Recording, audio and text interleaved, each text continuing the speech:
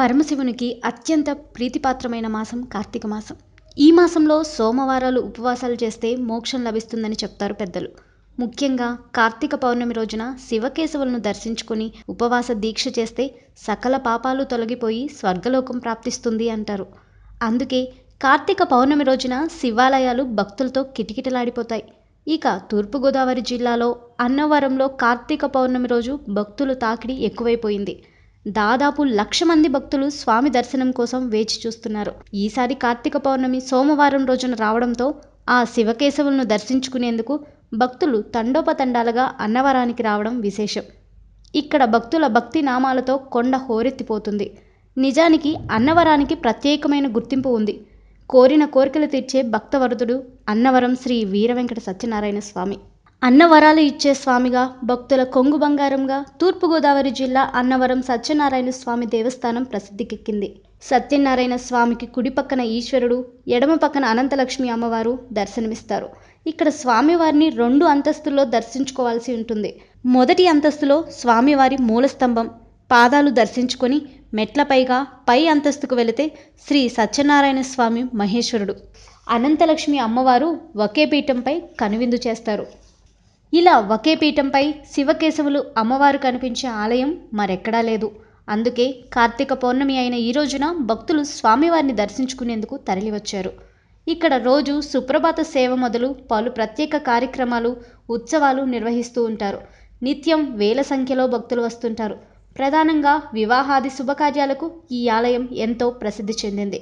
కొత్తగా పెళ్ళైన దంపతులు తప్పనిసరిగా సత్యదేవ వ్రతం చేయడం తెలుగు ప్రజల సాంప్రదాయం. ఈ వ్రత విశిష్టతను పురాణాల్లో సైతం వివరించారు. ఆ మేరకు ఇక్కడ రోజు సత్యదేవ వ్రతాలు, తిరుమల తరహాలో నిత్య కళ్యాణాలు జరుగుతూ ఉంటాయి. ఆంధ్రాలో ఈ అన్నవరానికి ప్రత్యేకమైన గుర్తింపు ఉంది. ఇలాంటి వేడుకలు, పండుగలు వచ్చినప్పుడు చుట్టుపక్కల గ్రామాల వారు, జిల్లాల వారు అన్నవరం సత్యనారాయణ స్వామి దర్శనానికి వస్తుంటారు. ఈరోజు కార్తీక పౌర్ణమి సోమవారం రావడంతో ఇక్కడ భక్త సంద్రాన్ని చూసేందుకు 2 కళ్ళు సరిపోవడం లేదు. స్వామివారి దర్శనానికి సుమారు 4 నుంచి 5 గంటలు పడుతుంది అంటే జనం ఎలా వచ్చారో అర్థమవుతుంది. ఉదయం 6 గంటల నుంచి రాత్రి 9 గంటల వరకు సర్వదర్శనాలు ఉంటాయి. ఈ సమయంలో భక్తులు స్వామిని దర్శించుకోవచ్చు. ఇక్కడ స్వామివారి దర్శనం అందరికీ ఉచితమే. దర్శన సమయంలో విరామం, రోజు స్వామివారికి మహానివేదన కోసం మధ్యాహ్నం 12:30 నుండి 30 నిమిషాల పాటు దర్శనాలు ఆపేస్తారు. నివేదన అనంతరం మళ్ళీ కొనసాగిస్తారు. ప్రత్యేక పూజలు, టికెట్ల వివరాలు. ఉదయం 6 గంటల నుంచి సాయంత్రం 6 గంటల వరకు శ్రీ సత్యనారాయణ స్వామి వ్రతాలు నిర్వహిస్తారు. సాధారణ వ్రతమైతే 150 రూపాయలు, ప్రత్యేక వ్రతమైతే 300, ధ్వజస్తంభం వద్ద చేసేందుకు 700, విశిష్ట వ్రతమైతే 1500 చొప్పున రుసుము చెల్లించాలి. వ్రతం చేయించుకునే భక్తులు కొబ్బరికాయలు, అరటిపళ్ళు తీసుకొస్తే సరిపోతుంది. మిగతా పూజా సామాగ్రి, ప్రసాదం, స్వామివారి రూపు, పసుపు, కుంకుమ, తమలపాకులు తదితర పూజా సామాగ్రిని దేవస్థానమే సమకూర్చుతుంది. వ్రతకర్తలైన భార్యాభర్తలతో పాటు వారి పిల్లల్ని అనుమతిస్తారు.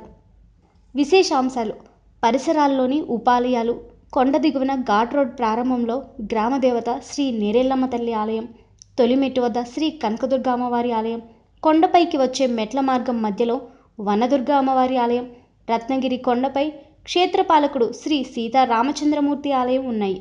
అన్నింటిలో దర్శనం ఉచితం. అలాగే ఇక్కడున్న పంపా జలాశయంలో నౌకా విహారం, ఫలభాయంత్ర సందర్శన పర్యాటకుల్ని విశేషంగా ఆకట్టుకుంటాయి. అన్నవరం సత్యదేవుని ప్రసాదానికి విశేష ప్రాధాన్యం ఉంది. దూర ప్రాంత భక్తులు ప్రత్యేకంగా ఈ ప్రసాదాన్ని భక్తి శ్రద్ధలతో తమ బంధువులు, సన్నిహితుల కోసమని తీసుకెళ్తుంటారు. అంతటి మహిమాన్వితమైనది కాబట్టే అన్నవరం అంత ప్రఖ్యాతిని గాంచిన పుణ్యక్షేత్రం అయింది. Like and subscribe Eagle Media Works.